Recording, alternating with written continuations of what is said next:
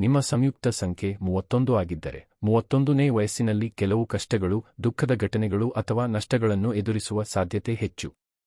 ಆದರೆ 37ನೇ ವಯಸ್ಸಿನ ನಂತರ ಆ ಸಮಸ್ಯೆಗಳು ನಿಧಾನವಾಗಿ ಜೀವನದಲ್ಲಿ ಸ್ವಲ್ಪ ನೆಮ್ಮದಿ ಬರುತ್ತದೆ. ನೀವು ಸಾಂಪ್ರದಾಯಿಕರಲ್ಲದ ವ್ಯಕ್ತಿ. ಸ್ವಾತಂತ್ರ್ಯ ಮತ್ತು ಸ್ವಾಭಿಮಾನವನ್ನು ತುಂಬಾ ಪ್ರೀತಿಸುವಿರಿ. ನಿಮಗೆ ನಿಮ್ಮ ರೀತಿಯಲ್ಲಿ ಕೆಲಸ ಮಾಡಲು ಇಷ್ಟ, ನಿಯಮಗಳು ಮತ್ತು ಕಟ್ಟಳೆಗಳು ನಿಮಗೆ ಸಹಜವಾಗಿ ಇಷ್ಟವಿರುವುದಿಲ್ಲ. ವ್ಯವಹಾರ, ಮಾತುಕತೆ ಮತ್ತು ನಿಮ್ಮ ಅಭಿವ್ಯಕ್ತಿಯಲ್ಲಿ ನಿಮಗೆ ವಿಶೇಷ ಆಕರ್ಷಣೆ ಇದೆ. ನೇರವಾಗಿ ಮಾತನಾಡುವ ಗುಣವಿದ್ದು, ಪ್ರವಾಸ ಮಾಡಲು ಬಹಳ ಇಷ್ಟಪಡುತ್ತೀರಿ. ನೀವು ಹಕ್ಕಿಯಂತೆ ಸ್ವಾತಂತ್ರ್ಯವಾಗಿ ಹಾರಬೇಕು ಎನ್ನುವ ಆಸೆ ಹೊಂದಿರುತ್ತೀರಿ.